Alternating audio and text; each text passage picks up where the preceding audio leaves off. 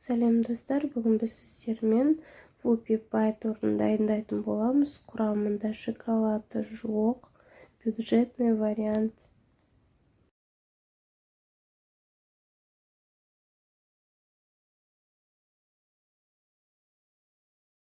Ең алдымен қайнап тұрған суымызға кофемізді саламыз. Растворимый кофе немесе пачкадағы кофелардан да салсаңыздар болады, қалауларыңыз бойынша. Одан кейін үй температурасында тұрған сары майымызды миксерлаймыз. Оның үстіне қантымызды саламыз.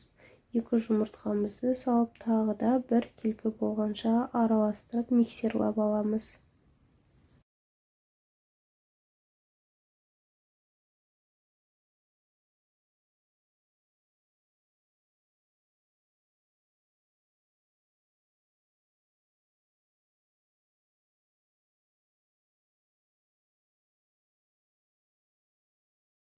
Енді осы массамыздың үстіне тағы да сүтімізді құйып миксерлайтын боламыз. Одан кейін менде құрғақ сместан ұн, какао және де разотлительмен де араласып дайындалған. Соны жаңағы сұйық массамыздың үстіне салып араластырамыз. Құрғақ смесімізді біртіндеп салсаңыздар болады. 2-ге бөліп немесе 3 бөлікке бөліп салсаңыздар болады. Және кофемізді де осылай 2 бөлікке бөліп құйып аламыз. Және барлығын бір келкі болғанша араластырамыз, миксерлаймыз. Соңында бізде қою масса шығады.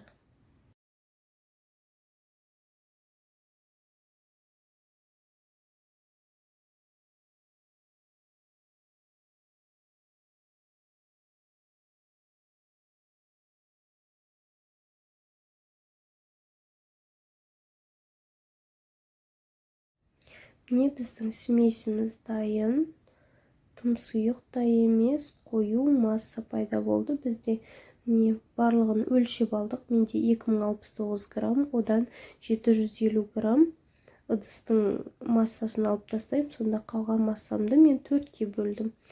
Формамның диаметрі 24 сантиметр. Мен жұқа теста болғанын қаладым, коржықтарының жұқа болғанын қаладым. Сондықтан 4 бөлікке бөлдім.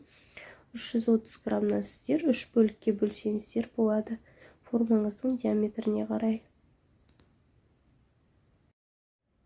Видеода көрсетілгендей етіп қағаздарыңызды диаметрін сызбай-ақ осылай формамен дайындап алсаңыздар болады. Және өте ыңғайлы. Бір корж бізде 10-15 минут қана піседі. 180 градуста барлығын осылай пісіріп шығамыз.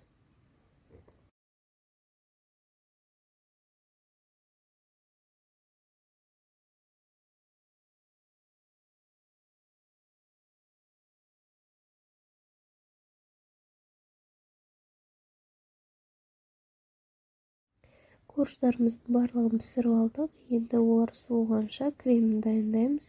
Менде творожный сыр, оған сахарная пудра қосамыз, немесе сгущенка қоссаңыздар да болады. Екеуін жақсылап однородный масса болғанша миксерлейміз. Ал егерде сливкиді сразу құйып миксерлесеңіздер, творожный массаларыңыз іртік-кіртік болып ішінде қалып кетеді. Сондықтан ең алдымен творожный сыр мен сахарная пудраны миксерлап аламыз. Ол бір келкі болғанда 33% сливкиді құйып, тағы да миксерлаймыз. Массамыз қою болып шығады, устойчивый бір келкі масса болады.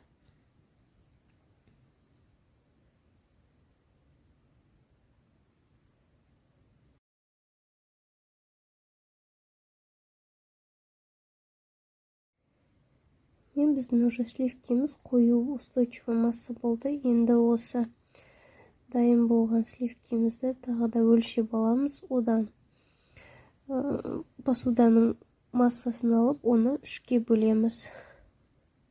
Сонда бізде әр коржға 350 граммдай сливки кетеді. Крем кетеді, крем-чиз.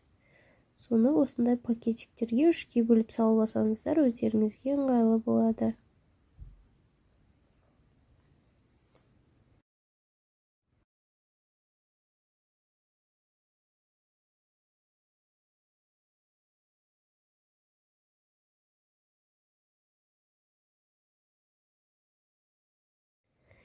Мен 3 пакетикке салып дайындап алдым.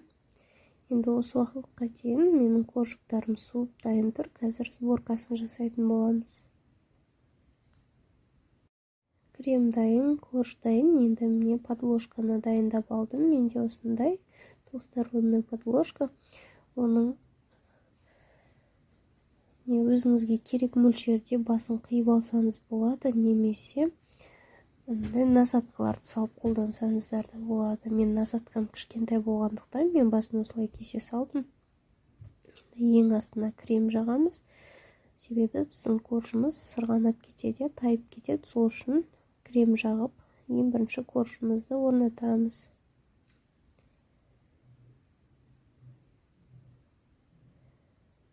Коржымызды салдық, енді кремін жағамыз. Барлығын видеода көрсетілгенде істесеңіздер болады, немесе насадкаларыңыздың түріне қарай өзгертсеңіздер де болады.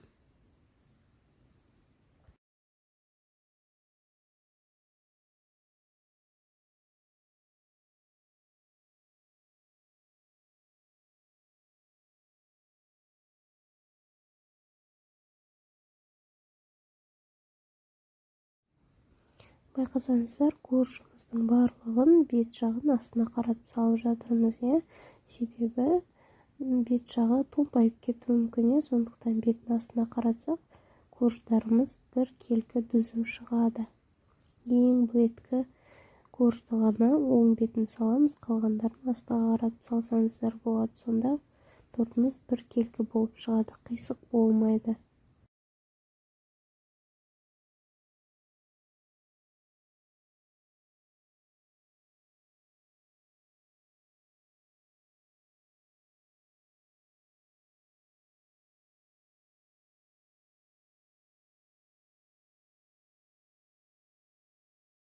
Мен барлық корждықтарымды орналастырып шықтым. Пупи-пайым дайын. Енді оның бетіне шоколад дайындаймыз. Ысып тұрған, қатты қайнап тұрған сливкимызға 10 грамм сары майымызды салып, шоколадымызды салып, араластырамыз. Ол бір келкі масса болып шоколадымыз ериді. Сол массамызды тортымыздың үстіне қазір құямыз.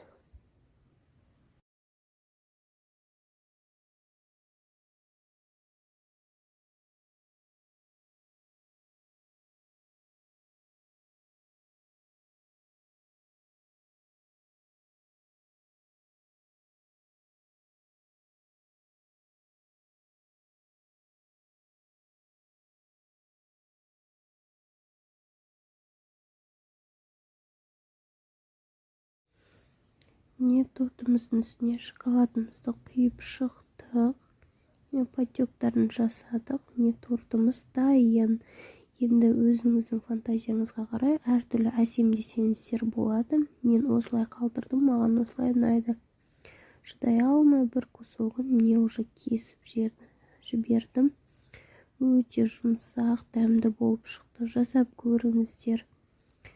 Міндетті түрде жасап, мен каналыма жазылыңыздар, лайк басып, комментарий жаза кетіңіздер, және де қоңыраушаны басуды ұмытпаңыздар. Менің видеоларымды ең бірінші болып көріңіздер. Астарыңыз дәмді болсын.